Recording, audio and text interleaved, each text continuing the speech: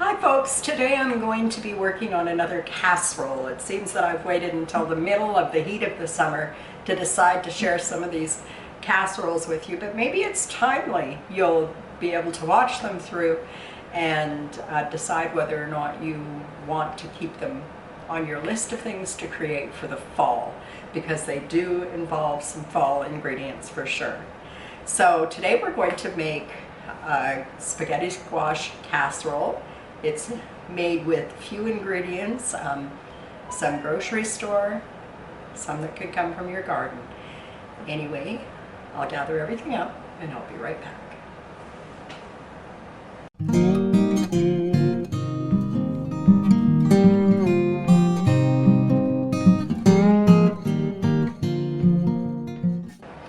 I have just preheated my oven to 425 degrees, and I have here a good sized spaghetti squash, and I've got it started off camera because I know that some of you get concerned when I'm handling a knife on a big project like this. So I'm going to try break this apart. It doesn't have to be pretty. It doesn't have to be a clean cut. It's going to go into the oven, but first I'm going to clean out these seeds.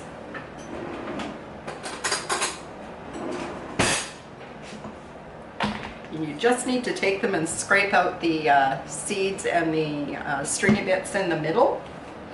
And it doesn't take too long to do this. You can be a bit aggressive with it, get it over with pretty quickly. Spaghetti squash is, I would have to say, my, no, not my favorite squash. I love butternut squash, to make butternut squash soup and things like that. But right up there, this is the one we absolutely use the most. I make this casserole at least once a month because it's something we both enjoy. It doesn't require a lot of ingredients, and it makes me happy. So this is what it looks like. As I said, it didn't have to be perfect. I'm just going to put it face down on a parchment paper lined tray. You can hurry this up if you feel like you need to by putting these two halves face down onto your tray in your microwave oven and cook it that way, and it cooks it a lot faster that way. The only disadvantage, I think, of cooking it fast in the microwave is that it doesn't have a chance to sweat off any of the extra moisture that's in here. So when you get it to the casserole, it might be a little watery. I have done it many times that way, and it's been fine. It's just that little bit of difference. So I'm going to do nothing to them except put them in the oven, and then I'll be back for the next step. These have to be about 20 to 25 minutes in a 425 degree oven. Okay, I've got the spaghetti squash in the oven, and now I'm just going to kind of go over the rest of the ingredients that you need. I'm going to need about a cup of diced onion, a bell pepper. You could add any color that you like. I'm using today just a bottle of spaghetti sauce that came from the grocery store. And I have a package of 4 cheese Italiano shredded cheese. You could definitely shred your own, but I found this for a really good price, so I couldn't have shredded my own for the same value. So I'm going to take these are Johnsonville. I don't know what brands you might have available to you, but the idea would be very similar. These are an Italian sausage with basil, and they're not hot, like they don't have spice to them. So they are in casings, and I'm going to remove the casings. They're thawed. I'm just going to run my knife down the side of it, and then I'm just going to simply peel the casing away from the sausage like that. And I'm going to repeat that for the others. Oh, it sounds like my neighbor has chosen right now to run the lawnmower next door.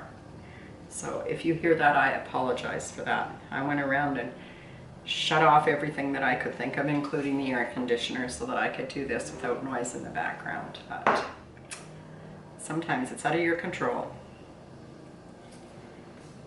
And as I said before, this is a go-to for us because it contains so few ingredients. And you could add all kinds of things to it if you wanted to put your mind to it, for sure. In the past, I've added, oh boy, he's really making some noise. I've added different kinds of vegetables to it, and we enjoy broccoli in it as well. So at the moment I don't have any broccoli that's fresh, but you can definitely do that. I'm just going to now take this and I'm going to tear it into little bits like this, and I'm going to just take the bits when I got that all done, and I'm going to take them over to the stove and put them in a frying pan and begin frying them up. Well, I did wait a few minutes before I came over here to the stove because the neighbor got the lawnmower running right next to my house, and it was really hard to hear. But we're not off track at all. We had some time. So I'm just dumping into the pan. I'm trying to keep the structure of the little bits. And I'm just going to dump them into the frying pan and get them started to cook. I just really cook them for a couple of minutes, and then I'll remove them from this pan and put in the other vegetables. So I'll be back with you in a minute. So there's very little chopping to do because everything is kind of quick, but I do need about a cup of onion. I'm going to just get started on that. And I'm wondering if you have some of these quick recipes that maybe you've never saw an official cookbook with me in. Oh my goodness, I'm having trouble talking. Maybe it's the onion. I am wondering if maybe you have a recipe that you use on the regular that you didn't get from a cookbook. That it's just something you threw together or your mom threw together. One of these days I'll have to share with you what we call goulash. It's not traditional at all, but it was something that we had, you know, several times a month as kids growing up, and we just called it goulash. And so, do you have recipes like that in your house? I'm just going to stir the meat and then come back and do the pepper. Okay, I'll just have to keep checking on that meat and giving it a stir so that it kind of gets brown on all of the sides. And now I'm going to go to work on the pepper, not with that knife. I'll use this big fella. And I'm just going to seed it and remove some of the white pithy parts of the pepper. This is just a sweet red pepper. You can use any color that you like, or leave the pepper out and put in a different vegetable, or yeah, whatever you like. This is just how I normally make it for us, so today I'm going to make it for you that way as well. And I'm going to use about 1 cup, about the same amount as I have onion. Keep it kind of balanced. It never hurts to have extra vegetables in it. It turns out that we all love peppers here, so I don't mind adding a bit more. And then I have about a cup of each, and as soon as the meat's finished frying in the pan, I'm going to take it out to drain it on a paper towel, and I'll put this into the frying pan that'll still have a little bit of oil left over from the sausages in it. Just pulling the spaghetti squash off the pan. This looks to me to be cooked plenty, and I can pull it away from the side quite easily. So that's what I'm going to do right now. I'm going to do this half and then I'll switch over to the other half. But it is mighty hot, as you can probably see from the steam. I'm going to hold it with kitchen towel, and I'm just going to use my fork to remove the flesh, and you can see which direction it's moving. And I am going to peel it off into this big bowl where everything's going to temporarily come together, and then we will pour it into the casserole dish to finish cooking it. Now, these are amazing. I absolutely love these spaghetti squash. They're one of my favorite desserts. Dessert. I just love these spaghetti squash. They're one of my favorite vegetables.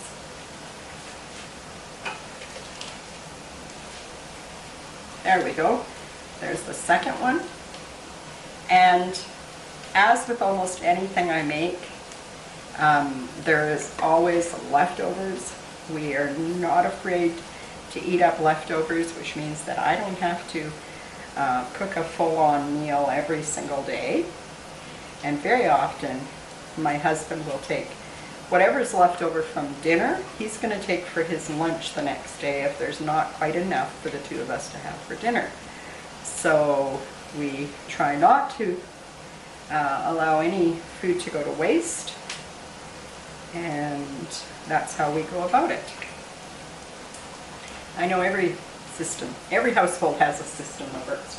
Sorry, I just stepped away to the frying pan where I'm just giving those veggies in there a couple more minutes. Well, actually, about a minute.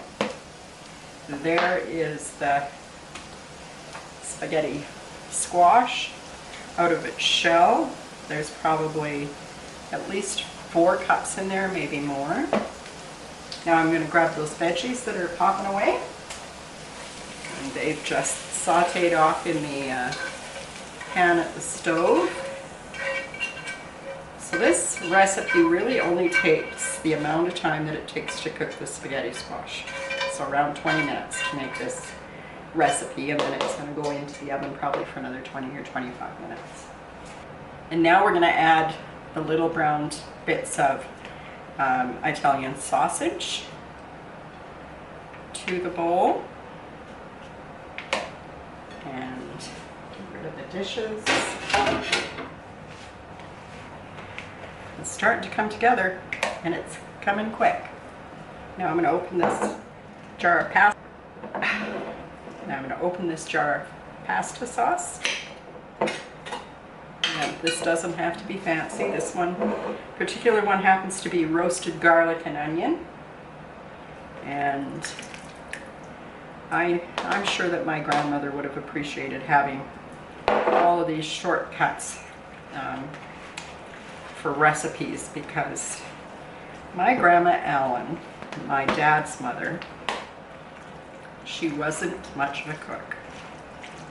Most people can say my grandma was the best cook in the world. I still remember her, and they all named something. Our grandmother was not a very good cook. So we ate a lot of really simple dishes, but they included a lot of veggies from her garden because she could really grow a garden.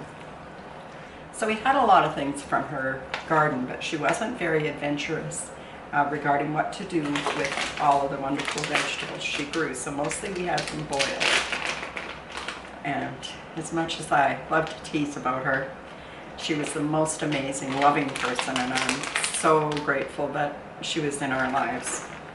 She was a fantastic, nurturing grandmother.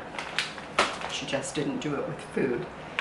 So I've added about half of the package of cheese now.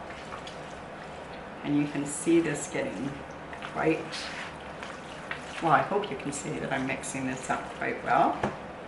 And I've got my trusty old whiteware from Pyrex. And I'm just going to give it a quick little Pam spray. Because with all the cheese in here, this will stick to the dish. And I'm just going to dump this in there.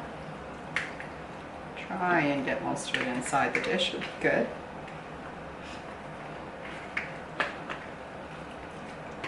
And see, it doesn't look like much. But let me tell you, the flavor is definitely there. I'm just going to make sure this is packed in. Wood into the dish.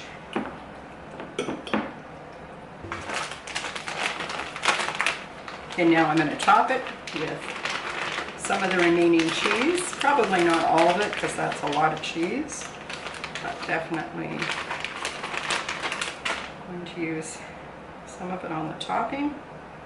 And that's what it looks like before it goes in the oven. So I will definitely bring you back. I'm putting it back into the 425-degree oven for between 20 and 25 minutes, just until you see bubbles coming from the center of the dish, not just the outside. And then it'll be ready to eat and serve. I will probably serve this with just a simple green salad. I bought some beautiful butter lettuce today at the farmer's market, and I might just make a couple of little boats with some cherry tomatoes inside, and that'll be it. This is a simple dish that doesn't take long to prepare. And I hope that you'll give it a try if you're at all interested in new recipes for spaghetti squash. You may have already experienced this, I'm not sure, but at any rate, I'm happy to share it with you, and I will bring you back when it comes out of the oven. Oh my goodness, can you see how absolutely ooey gooey delicious this looks? I am really pleased with it, and I love the smell. That's one of the things we love the most about this dish. I will just grab a plate. I'll scoop some out so that you can see what it looks like when it comes out of the pan. Now, this was in the oven at 425 for 25 minutes exactly. So to give you an idea. This is what's for dinner at our house tonight. I'd be interested in learning what you might be having at your house, and if it's a simple dish, this one basically had 5 ingredients, and it goes quite quick. Anyway, folks, I hope that you've enjoyed this video, and that if you have, you will consider liking the video, subscribing to the channel, and sharing this with your friends, especially on your social media like Facebook. That would be a huge help to me. Until next time, take care, everybody. Bye-bye.